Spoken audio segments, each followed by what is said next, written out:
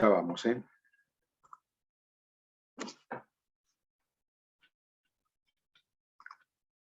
Bien. Bueno, ahí creo que se ve bien ahí, ¿no? Y se escucha. Ahí dice la jornada de trabajo, pero no estamos hablando de la jornada de trabajo, estamos hablando de derecho colectivo de trabajo. Pero decíamos, bueno, el contenido del derecho de la materia de derecho colectivo de trabajo puede ser dividido en tres o cuatro partes. Vamos a señalar las tres principales, ¿no? Esto que tiene que ver con asociaciones profesionales de trabajadores. Sabemos que la Constitución habla de la organización sindical libre y democrática, con la simple inscripción en un registro, consagra este derecho, pero también encontramos una reglamentación básica que surge de la ley 23.551 y un decreto reglamentario del año 88, el decreto 467. Esta es la última norma que, como decíamos antes, ¿no? Que mantiene un poco los rasgos fundamentales de aquella primera norma fundacional de la materia, ¿no? Esta que marcó en el año 1945 el modelo sindical argentino, del cual vamos a dar algunas referencias generales para decir en qué consiste este modelo sindical. Este va a ser el tema del día de hoy. Pero también vamos a hablar en las próximas clases de negociación colectiva, que es el otro gran tema de derecho colectivo de trabajo, esa posibilidad de concertar convenios colectivos de trabajo, ¿no? También garantizada en la Constitución Nacional, cuya reglamentación básica la encontramos en las leyes 14.250 de convenios colectivos de trabajo, 23.546 de negociación colectiva y 25.877, que es una norma que incorpora varias normas laborales, entre ellas aquellas que tienen que ver con la negociación colectiva también. Y por último, el gran tema que tiene que ver con el derecho de huelga, ¿no? Con los conflictos colectivos, pero a partir de los conflictos colectivos también podemos hablar de esta posibilidad de recurrir para solucionar un diferendo a la conciliación y al arbitraje. Entonces tenemos estas leyes, la ley 14.786 y la 25.877 que hemos mencionado anteriormente. Otro tema, no menor, en materia de derecho colectivo de trabajo, es el que tiene que ver con la participación de los trabajadores en la empresa, que es un derecho reconocido en la Constitución Nacional, pero que no surge reglamentado en forma general para todos los trabajadores, ¿no? Sin embargo, hay leyes que consagran este derecho de participación de los trabajadores en la empresa en fundamentalmente trabajadores de empresas estatales que han sido privatizadas, ¿no? Ley 23.696 y ley 23.546 también. Bueno, estas fuentes que hemos mencionado, bueno, ya lo hemos dicho, las diferentes fuentes de aplicación en materia de derecho colectivo de trabajo, y hoy vamos a hablar básicamente de lo que es el sindicato, por más que ahí dice la jornada de trabajo. Bueno, vamos a hablar del sindicato. Sindicato como digamos, es como un sujeto el sindicato, que es un actor social, ¿no? Es un sujeto de derecho jurídico privado, reconocido en la Constitución Nacional, reconocido en la ley también, ¿no? Es un actor social fundamentalmente, porque su función radica principalmente en representar los intereses no solamente privados de los trabajadores, porque un trabajador puede hacerse representar por el sindicato, con la suficiente autorización que tiene que tener, pero fundamentalmente representa los intereses colectivos, ¿no? De las categorías profesionales de trabajadores, que es trabajadores en relación de dependencia. Decíamos que es un sujeto jurídico privado, reconocido y garantizado por la Constitución Nacional, por las normas de la Constitución Nacional, que en su artículo 14 bis asegura a los trabajadores el derecho a la organización sindical libre y democrática, ¿no? Es un sujeto cuya existencia garantiza un equilibrio o paridad más bien en la negociación de los trabajadores con los sindicatos. Por eso decimos que su objeto consiste en orientarse, su objeto principal, en orientarse a la promoción y defensa del interés de los trabajadores. Y a los términos, si estamos a los términos de la ley 23.551, el objeto tiene que ver con remover los obstáculos que impidan la realización plena del trabajador. Esto a los términos de la ley 23.551, que es la que estamos estudiando. Entonces, tenemos que los sindicatos, justamente, son organizaciones privadas, no públicas, ¿no? No tienen un fin lucrativo en sí mismo, aunque para el mejoramiento quizás de la condición salarial de los trabajadores, de aquellos que representa el sindicato, sea alguno de sus objetivos también, ¿no? El fin lucrativo. Pero en sí mismo no tienen un fin lucrativo. Se organizan de manera estable y permanente, a diferencia de aquellas mutuales que empezaron a aparecer hacia fines del siglo XIX, ¿no? A diferencia de esas mutuales de defensa de ciertos trabajadores. Bueno, estamos hablando del sindicato como una organización estable y de carácter permanente. Se organizan de esta manera. Entre sus fines principales están la defensa y la promoción del interés de los trabajadores, ¿no? No pueden estar subordinados o controlados por las empresas. Esto es lo que denominamos principio de pureza, que está contemplado justamente en la ley 23.551, este principio. Debe garantizar entonces el principio de pureza, que significa de que esté libre el sindicato de cualquier injerencia empresaria, de cualquier injerencia patronal. Entre sus fines también encontramos el reclamo social, esto lo vemos habitualmente, los reclamos económicos, son sujetos y actores políticos. El sindicato es un sujeto y es un actor político, esto no hay ninguna duda, tanto en nuestro país como en el resto del mundo, bueno, algunos más, algunos otros menos. El sindicato es fundamentalmente un sujeto y un actor político. Esto se ve mucho en Europa, por ejemplo. Y en nuestro modelo argentino, modelo sindical argentino, podemos destacar algunas características propias que hacen a la especialidad de nuestro modelo, ¿no? Cuando hablamos de modelo sindical argentino, estamos hablando de ciertas características que se encuentran justamente en la ley, que hacen a este modelo sindical argentino. La ley de la cual estamos hablando es la ley 23.551, ¿no? Esta la dijimos recién, ¿no?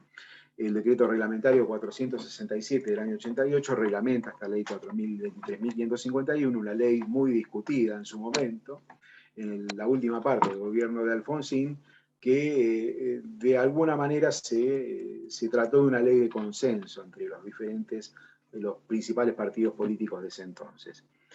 Todas las normas entonces deben sujetarse a las disposiciones de los convenios 87 y del convenio 98, ¿no? El convenio 87 es de protección de la libertad sindical, ahora vamos a hablar justamente de este convenio tan importante, y el derecho a la negociación colectiva contemplado en el convenio 98. Pero nuestro modelo sindical tiene especiales características.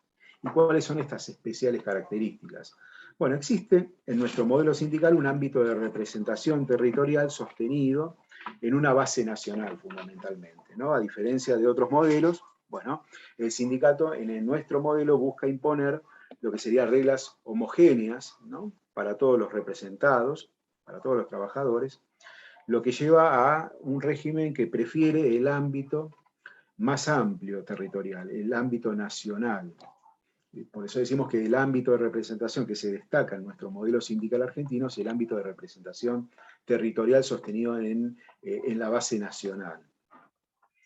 Es un modelo basado, ¿no?, en la inserción del trabajador en una actividad económica determinada.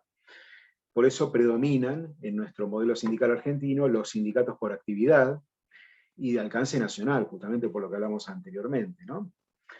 Existe en nuestro modelo sindical argentino lo que se dice una representación unificada, unitaria en cada establecimiento, ¿no? Existen comisiones internas en nuestro modelo sindical argentino, formadas por delegados de personal, electos por el conjunto de los trabajadores que están afiliados o no afiliados al sindicato. Pero ese delegado además representa al sindicato, a diferencia de lo que sucede en otros países. En los países europeos, por ejemplo, en la mayoría de los países europeos, el movimiento sindical presenta una estructura pluralista.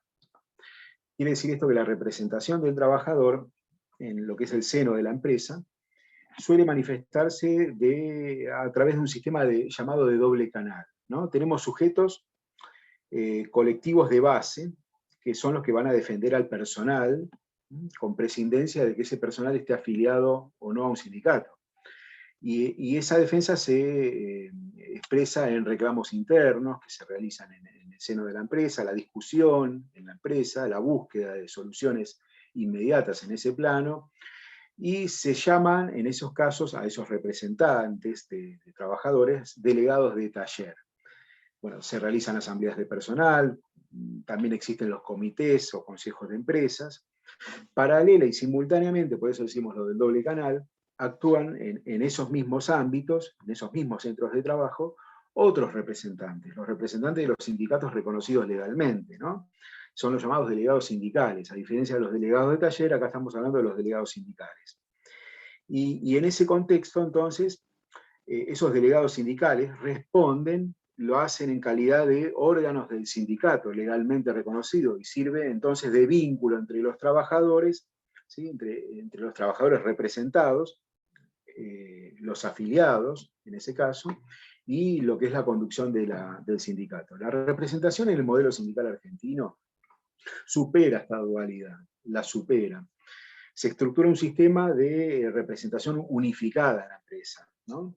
El de delegados de personal y el de comisiones internas elegidas por la totalidad de los trabajadores de los establecimientos, estén afiliados o no estén afiliados, pero para acceder justamente a estos cargos, ese representante tiene que estar afiliado a una asociación con personería gremial. Por eso decimos que hay una representación unificada a diferencia del modelo europeo. Bueno, también tenemos una identificación clara en nuestro modelo sindical argentino con un partido político, el Partido Peronista. La mayoría de los sindicatos responden justamente a esta identificación. Hay algunos sindicatos, que son los menos, que tienen una identificación con otro partido diferente al Partido Peronista. Hay, en virtud de esto, también una actuación política de carácter permanente en nuestro país, que se destaca en nuestro país, una negociación colectiva que se da por un canal formal, pero también por un canal informal, en estos casos, ¿no? Y los sindicatos administran sus propias obras sociales. Las obras sociales, esto que caracteriza muy fuertemente a nuestro sistema de salud en nuestro país. El funcionamiento del sindicato interno está basado en lo que dice la ley, a diferencia de lo que sucede en Europa, donde hay una libertad plena en relación con el funcionamiento interno del sindicato. En nuestro país está fuertemente regulado el funcionamiento interno en la ley. Se dice que es un modelo intervencionista, porque la ley establece cómo debe funcionar el sindicato internamente.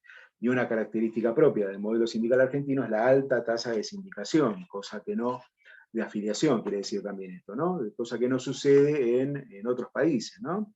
A diferencia de los, por ejemplo, de demás países latinoamericanos, e incluso de los Estados Unidos, ¿no? Tienen bajas tasas de sindicación, de sindicalización. El porcentaje de afiliación de los trabajadores argentinos iguala o supera incluso al de las entidades sindicales europeas. A nivel regional, Argentina es uno de los países con mayor grado de afiliación, ¿no? Se dice que es un 37% más o menos de trabajadores del sector privado, es aún mayor en trabajadores del sector público, y es un porcentaje apenas inferior al que se da en Italia, es superior al que se da, por ejemplo, en Francia, y es igual o un tanto mayor en algunas épocas, según la época de la cual estemos hablando, Alemania, por ejemplo, ¿no? Entonces estamos hablando de un modelo de alta tasa de sindicación. Estas son las características fundamentales de nuestro modelo sindical argentino. Bueno, y pasando a lo que dice la ley, ¿no? Un poco la forma en que podemos encontrar diferentes agrupaciones que responden a estas formas de organizarse según la asociación profesional de que se trate. Podemos distinguir la tipología sindical según dos criterios. Un criterio de agrupación, ¿sí? Y otro criterio que tiene que ver con el grado de agrupación. A ver, para que sepamos distinguir un poco lo que es uno y el otro. Cuando hablamos de criterios de agrupación, estamos hablando de sindicatos que agrupan, por un lado, trabajadores de una misma actividad, ¿no? Se dice que son sindicatos de tipo vertical, porque los trabajadores están todos agrupados, son todos los trabajadores de diferentes categorías agrupados en una misma actividad o actividades afines. Se dice que son sindicatos de tipo vertical en ese caso. Esos son sindicatos de tipo vertical, pero también encontramos trabajadores de igual oficio, profesión o categoría, ¿no? Categoría profesional. aunque se desempeñen estos trabajadores en diferentes sindicatos, en diferentes actividades, perdón. Y estos son los llamados sindicatos de tipo horizontal. Bueno, sindicatos de tipo vertical encontramos, por ejemplo, el sindicato de empleados de comercio, por ejemplo, ¿no? Una misma actividad, trabajadores de la industria metalúrgica, por ejemplo, trabajadores de igual oficio o profesión, según las diferentes actividades, trabajadores camioneros, por ejemplo, viajantes de comercio. El viajante de comercio puede ser viajante de comercio de un establecimiento que tiene una actividad de tipo industrial o comercial, no importa si es de una actividad u otra. Bueno, en ese caso, los trabajadores han decidido agruparse en este tipo de sindicato. Hay libertad consagrada por el convenio 87 de la OIT, según cuál es el criterio de agrupación. Bueno, el trabajador o los trabajadores pueden agruparse de diferente manera, por sindicatos de orden vertical o sindicatos de por tipo de oficio, profesión o categoría, que son los sindicatos de tipo horizontal. O sindicatos de trabajadores de una misma empresa. También encontramos este diferente criterio de agrupación a diferencia de los otros dos. Pero según grados de agrupamiento, en vez de criterios de agrupación, bueno, grados de agrupamiento, encontramos estas diferencias que vamos a anotar ahora, ¿no?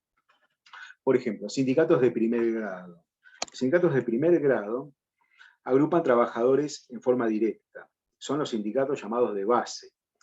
Son los sindicatos de primer nivel, que agrupan directamente a los trabajadores. Son los sindicatos, esos llamados de primer grado, que pueden ser constituidos de diferentes maneras. Ahora vamos a ver qué diferentes maneras existen para agruparse en un sindicato de primer grado. Pero estos sindicatos son los que negocian colectivamente a niveles de empresa o quizás de cámaras empresarias o grupos de empresas, que para negociar en forma colectiva con niveles superiores tienen que agruparse o afiliarse estos sindicatos a entidades de grado superior, como son las federaciones o confederaciones. Son los llamados sindicatos de segundo grado. De todas maneras, también pueden permanecer al margen de cualquier instancia federativa o confederativa, los sindicatos de primer grado, es decir, no afiliarse a agrupaciones de niveles superiores. Lo que pasa es que no van a poder negociar colectivamente a un nivel mayor o a un nivel superior, y la negociación colectiva en estos casos se va a dar fundamentalmente con empresas o con grupos de empresas. Hay diferentes formas en que un sindicato de base puede ser constituido, ¿no? Porque tenemos las uniones, que responden a un esquema fuertemente centralizado, se dice, ¿no? Con una implantación territorial concentrada en lo que sería lo nacional. Las dependencias locales que vamos a encontrar, nacional quiere decir esto, digamos, que la sede central inevitablemente la vamos a encontrar en la Ciudad de Buenos Aires, que es donde funciona generalmente, en la mayoría de los casos, la sede central de las uniones. Y las diferentes dependencias locales del interior del país o de otras localidades van a ser llamadas seccionales. Las seccionales no son más que departamentos de administración y gestión que responden a la conducción central, responden a esa sede central. Esas son las uniones. O también nos encontramos con sindicatos en sentido propio, propiamente dichos. Esos sindicatos de tipo de orden local, ¿no? Que también, en este caso, para negociar en un grado superior, se van a tener que afiliar, en todo caso, a sindicatos de un grado superior, de sindicatos de segundo grado, que son las llamadas federaciones. Las federaciones son entidades sindicales que no afilian trabajadores, porque quienes afilian trabajadores son los sindicatos de primer grado. Son entidades sindicales que no afilian a trabajadores, sino que lo que afilian los sindicatos de segundo grado, las llamadas federaciones, son entidades de primer grado. ¿Para qué sirven? Para negociar colectivamente a un nivel mayor aún, a un nivel superior. Cualquier pregunta que quieran hacer me interrumpen, no hay ningún problema.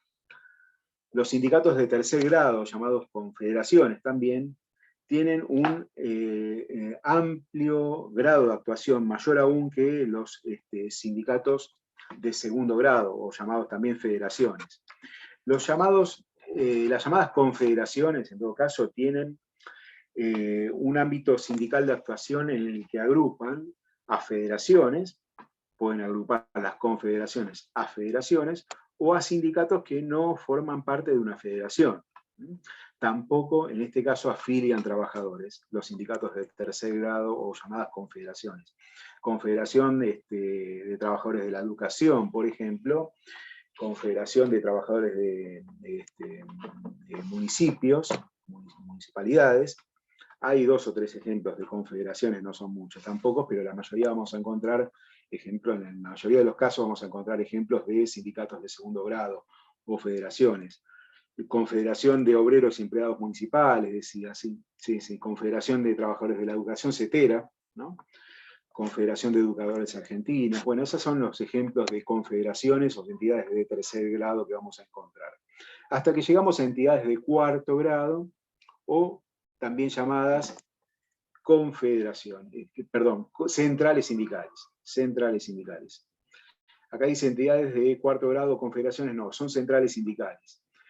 En este caso estamos hablando de una central sindical que es un sujeto del sistema político, que se relacionan con el máximo nivel con los gobiernos y con las organizaciones empresariales, en la discusión de políticas públicas, políticas salariales, políticas que tienen que ver con los trabajadores. Estas entidades de cuarto grado o centrales sindicales, llamadas también así, agrupan federaciones que no están confederadas, ¿no? O agrupan confederaciones también, pero también pueden agrupar a sindicatos de primer grado que no están federados ni confederados. Y encontramos en este panorama actual 2 grandes entidades centrales sindicales, que son la CGT y la CTA. La CGT y la CTA. La CGT es la que tiene la personería gremial, ¿no? La CTA está simplemente inscripta. Y sobre este tema hay una larga discusión en este sentido, porque una de las cuestiones que se le impugna, ¿no? Que la CGT impugna a la CTA al defender esta posición de que no debieran tener personería gremial, es que afilia, que no es una central sindical, porque la CTA permite afiliar directamente a trabajadores. Pero bueno, estas son discusiones de tipo político, ¿no? También en ese sentido. Sí, la escucho. Sí, la diferencia entre confederación y una federación era básicamente que las federaciones en conjunto, digamos, cada 7 federaciones era una confederación, ¿puede ser? No hay un número preciso, ¿no? Una federación agrupa sindicatos de primer grado, ¿sí? Mientras la confederación agrupa federaciones o sindicatos de primer grado. Lo importante, lo relevante es la discusión, cómo se da, a qué nivel se da. La confederación negocia colectivamente a un nivel mucho más superior que una federación. Las federaciones generalmente están localizadas en un sector territorial determinado, mientras la confederación, que no hay muchas tampoco, existen a nivel nacional. Y agrupan entidades tanto de primer grado, entidades sindicales de primer grado, como de segundo grado. Esto más bien responde a una necesidad de tipo político también, el agruparse en confederaciones. La ventaja de una confederación es que puede reunir mayor cantidad de entidades sindicales que las federaciones, porque puede también afiliar directamente a los sindicatos de primer grado, que no están federados, o a las federaciones en ese caso. Bien. Pero esto es para que distingan un poco cuáles son los diferentes grados de asociaciones profesionales que vamos a encontrar. La CTA, con respecto a la CTA se ha discutido justamente como central sindical propiamente dicha, porque en su lógica también afilia trabajadores y hasta contempla la defensa de quienes no son trabajadores, ¿no? Por ejemplo, desocupados o jubilados. Bueno, también afilia a estos sectores de la población. Pero bueno, son cuestiones que se van a discutir a nivel político, que no tienen mayor trascendencia de tipo jurídico, salvo lo que vamos a hablar a continuación con respecto a aquella cosa que fue observada por el Comité de Libertad Sindical de la OIT. Pasando a lo que dice la ley 23.551, que es la parte más sustancial, por ejemplo, de esta cuestión, aquello que tiene que ver con los derechos sindicales de los trabajadores está justamente mencionado en el artículo 4 de la ley 23.551, que se refiere a que los trabajadores tienen los siguientes derechos sindicales: constituir libremente y sin necesidad de autorización previa asociaciones sindicales, ¿no? Afiliarse a las ya constituidas, no afiliarse o desafiliarse. También nos vamos a encontrar en esta ley con los derechos de las asociaciones sindicales, de todas, ¿no? Y tenemos en el artículo 5 un listado de aquellos derechos: determinar su nombre, determinar su objeto, adoptar el tipo de organización, formular su programa de acción, en especial ejercer el derecho de negociar colectivamente, el de participar, el de huelga y el de adoptar demás medidas legítimas de acción sindical, ¿no? Tiene que ver esto también con los derechos de las asociaciones sindicales, con los principios de constitución de los sindicatos, aquel que dijimos anteriormente, el de pureza, mencionado en el artículo 9, no podrán recibir los sindicatos ayuda económica de los empleadores ni de organismos políticos nacionales o extranjeros. Principio también garantizado de autonomía, que surge del artículo 6 de la ley. Artículo 6, los poderes públicos y en especial las autoridades administrativas la autoridad administrativa del trabajo, los empleadores y sus asociaciones y toda persona física o jurídica deberán abstenerse de limitar la autonomía de las asociaciones sindicales. Artículo 7 de no discriminación y aquel que garantiza la organización sindical libre y democrática, el artículo 8. Hay una fuerte injerencia en la ley en la vida interna de la asociación, ya disponiendo, por ejemplo, que la organización tiene que ser sindical y la elección de las autoridades democrática. Las asociaciones de trabajadores con personería gremial son, según el artículo 25 de la ley 23.551, aquellas asociaciones más representativas, ¿no? La asociación que en su ámbito territorial y personal de actuación sea la más representativa obtendrá la personería gremial, siempre que cumpla con los siguientes requisitos. Bueno, los vamos a encontrar ahí. ¿Quién puede disputar la personería gremial de una asociación? Bueno, una asociación simplemente inscripta, obviamente, ¿no? Una asociación que no tiene personería gremial. ¿Cómo se manifiesta y cómo se procede ante esa disputa? Según lo que dice el artículo 28 de la ley. Lo importante es que este tipo de asociaciones, la más representativa, tiene derechos exclusivos, que los vamos a encontrar en el artículo 31. Fundamentalmente, quiero decir, el derecho a negociar colectivamente, según lo que dice la ley 14.250, que vamos a estudiar más adelante, en la clase que viene, y que esta negociación colectiva pueda ser, o pueda tenga como resultado la celebración de un convenio colectivo de trabajo que va a ser de aplicación obligatoria a todos los trabajadores, estén afiliados o no estén afiliados. Pero este derecho lo tienen solamente las asociaciones de trabajadores con personería gremial, quienes también, digamos, tienen la potestad de administrar las obras sociales, de descontar la cuota de afiliación directamente de la planilla de sueldos, ¿no? Con intervención del empleador, obviamente. Y aquellos otros que están simplemente inscritos, los sindicatos simplemente inscritos, también tienen derechos sindicales que están enumerados en el artículo 23. Otro tema que tiene que ver con esto también de la personería gremial es cómo se va a desarrollar la representación sindical en la empresa y cuál es el requisito para ser elegido delegado. Esto lo vamos a encontrar en los artículos 40 y 41. Que a partir de esto, bueno, aquel representante de los trabajadores va a tener una protección especial. La protección del delegado, que surge del artículo 48, la del candidato, que no ha sido electo, también que tiene una protección que surge del artículo 50, ahí van a ver el alcance de esa protección, y el artículo 52 que consagra diferentes acciones, reconoce diferentes acciones tanto para el trabajador como para el empleador, para excluir, en relación a este último, el empleador, la tutela sindical, para disponer alguna medida que determine algún cambio en la condición del trabajador, o para el trabajador, la acción de reinstalación, si en este caso es el empleador quien no respeta esa protección especial que tiene el delegado, a partir de lo que dice el artículo 48 de la ley.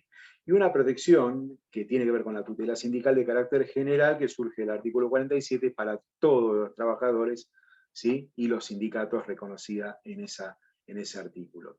Un artículo 53 que también habla de las prácticas desleales. Prácticas desleales nos referimos a aquellas conductas que pueden ser calificadas como tales, ¿no?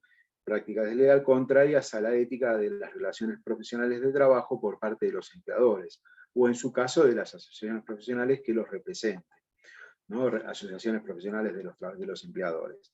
Bueno, subvencionar en forma directa e indirecta a una asociación sindical de trabajadores, intervenir o interferir en su constitución, y vamos a encontrar una serie de prácticas desleales que pueden ser calificadas como tales y cuya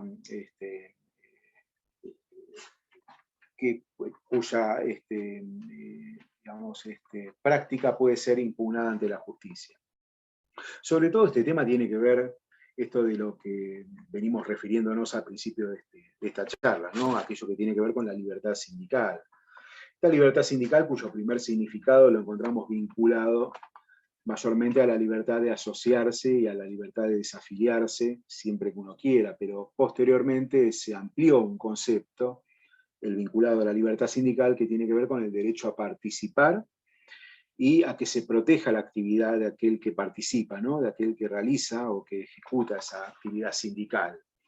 Justamente, valga la redundancia, Justo López estableció una definición vinculada a este tema de la libertad sindical. ¿Alguien quería preguntar algo?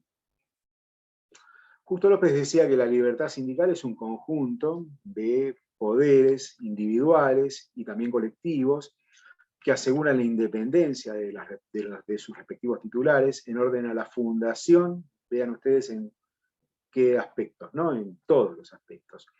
Organización, administración y gobierno, y además la actividad externa, lo que tiene que ver con la actividad sindical de las asociaciones profesionales de trabajadores. Una definición de Justo López, que es un ius laboralista muy importante. Entonces, la libertad sindical se expresa en esta idea de la independencia, de una voluntad no viciada de los sujetos colectivos. Es un derecho humano fundamental. Esto surge de los tratados y de los diferentes instrumentos de rango internacional, ¿no? ¿Cuáles podemos notar? Sí, perdón. Lo que nos referíamos con el convenio número 87 de la OIT. Claro, exactamente. Primero, antes que este convenio, bueno, tenemos esta incorporación del principio de constitución que surge en 1919 con la creación de la OIT, pero como mencionaba también la compañera, el convenio 87 sobre libertad sindical y protección del derecho de sindicación, ¿no? El convenio 98 sobre derecho de sindicación y negociación colectiva son los dos convenios fundamentales en esta materia. El que habla de libertad sindical propiamente dicha es el convenio 87 del año 1948, ratificado por nuestro país. ¿Cómo se expresa la tutela o la libertad sindical? La tutela sindical que protege a la libertad que debe tenerse en el ejercicio de los derechos sindicales. La tutela sindical se expresa en la protección de los trabajadores que actúan, ¿no? Justamente en representación de sus compañeros de trabajo. ¿Por qué actúan por qué existe esta tutela? Porque de otra manera quedarían expuestos entonces al ejercicio de ciertas medidas que, por parte de los empleadores, que violarían o de alguna manera no permitirían que se ejerza efectivamente la función del representante sindical. Persecución, represalia, bueno, todas estas medidas que afectarían la tutela sindical. Pero alcanza también a los sindicatos, ¿no? Como personas de existencia legal que tenemos, ¿no? En materia de Derecho Internacional de Trabajo, esta tutela sindical la encontramos en la Declaración de los Derechos Sociales del Trabajo del año 1949, también en el Convenio 98 y la Recomendación 143. En el derecho interno lo encontramos lo hemos mencionado anteriormente, ¿no? En la Ley de Asociaciones Sindicales, la Ley 23.551. En el derecho sindical argentino, la protección de los trabajadores en el ejercicio de sus funciones significa estabilidad en el puesto de trabajo, artículo 52. Los trabajadores no pueden ser despedidos ni modificadas sus condiciones de trabajo, sino media una resolución judicial previa que los excluya de esta garantía. conforme un procedimiento, que es el procedimiento que está previsto en el artículo 47 de la ley, que es el procedimiento sumarísimo. Se prevé también medidas cautelares previas que pueden solicitarse al juez para que aparte al trabajador respecto del cual se pretende la exclusión de la tutela sindical, cautelarmente hasta que se resuelva el tema de fondo, ¿no? Pero también se expresa en licencias para el cumplimiento de las funciones sindicales de estos trabajadores, en sanciones administrativas para lo que serían los actos antisindicales. El trabajador es protegido como activista o afiliado sindical.